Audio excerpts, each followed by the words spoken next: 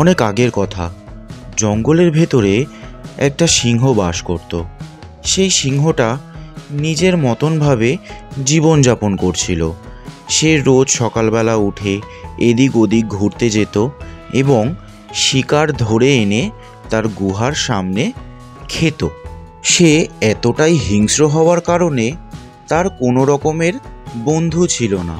তাই জন্য সে সারাদিন একা একাই ঘুরে বেড়াতো এবং শিকার ধরে রাত্রিবেলা সেটা খেত। একদিন ওই সিংহটা শিকার ধরে তার গুহার সামনে খাচ্ছিল। তার যখন খাওয়া হয়ে যায়, তার গুহার সামনেই সে ঘুমিয়ে পড়ল।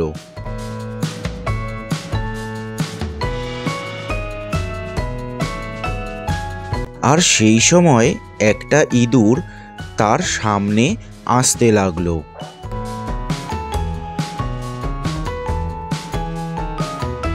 এবং ইঁদুরটা সিংহর উপরে উঠে লাফালাফি করা শুরু করলো।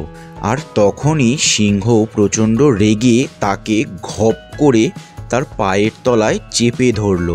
ইঁদুর তখন প্রচণ্ড ভয় পেয়ে গেছিল এবং তখন বলতে লাগলো, আমাকে ছেড়ে দাও, আমি কিছু করিনি, আমি বুঝতে পারিনি যে তুমি ঘুমাচ্ছিলে, তুমি এইভাবে রেগে যাবে। তোর এত বড় সাহস হলো কি করে? আমি ঘুমাচ্ছিলাম, তুই আমার পিঠে উঠে নাচানাচি করছিস, এত সাহস? মহারাজ, আমি বুঝতে পারিনি, আমাকে ক্ষমা করে দিন, আমি কখনো এমনটা করব না, আমাকে না ক্ষমা করে দিন। তোকে কেন আমি ছাড়বো? তুই আমার ঘুম ভাঙিয়েছিস, এখন তো আমি তোকে ছাড়বো না, তোকে এখন আস্ত গিলে খাবো। মহারাজ, দোহাই আপনার, এমনটা করবেন না, আমি কথা দিচ্ছি আর কখনো করব না, আর কখনো আসবো না। আমি ভবিষ্যতে হলে আপনাকে সাহায্যও করতে পারি যদি আপনি কোনো অসুবিধায় পড়েন, কিন্তু আমাকে এখন ছেড়ে দিন। হ্যাঁ, তুই কি আমার সাহায্য করবি রে? এইটুখানি একটা পিঁদরি ইঁদুর? যাক, তোর কথা শুনে আমার ভালো লাগলো, তোকে আমি ছেড়ে দিলাম। আর যেন কখনো এখানে না দেখতে পারি, পরের বার কিন্তু আর ছাড়বো না, আস্ত গিলে খাবো। আচ্ছা মহারাজ, আমি তাহলে গেলাম, আর কখনো অসুবিধা পড়লে আমি ঠিক আপনাকে সাহায্য করব, আমি চললাম। ইঁদুর এই কথা বলে সেখান থেকে চলে গেল।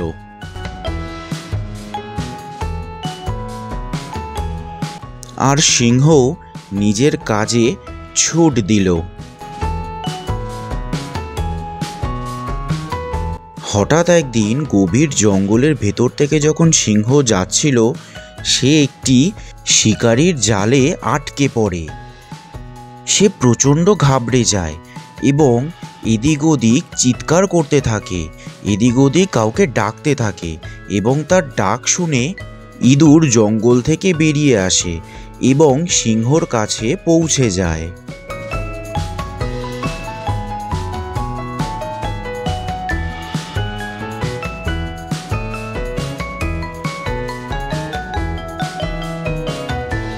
মহারাজ, এ কি কাণ্ড, আপনি এখানে আটকে গেছেন? চিন্তা করবেন না, আমি এক্ষুনি আপনাকে বার করে দিচ্ছি, একদম চিন্তা করবেন না।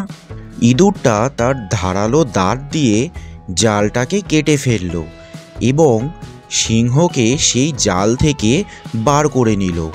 ধন্যবাদ বন্ধু, তুমি এত ছোট হওয়ার কারণ সত্ত্বেও তুমি আমাকে বাঁচিয়েছো, অশেষ ধন্যবাদ। আরে না না মহারাজ, আমি বলেছিলাম না আমি সুযোগ পেলে আপনার সাহায্য অবশ্যই করব, তো আজকে আপনার সাহায্য করে দিলাম। এই ঘটনার পর থেকে সিংহ আর ইঁদুরের খুব ভালো বন্ধুত্ব হয়ে গেল এবং তারা দুজনে একসাথেই থাকলো।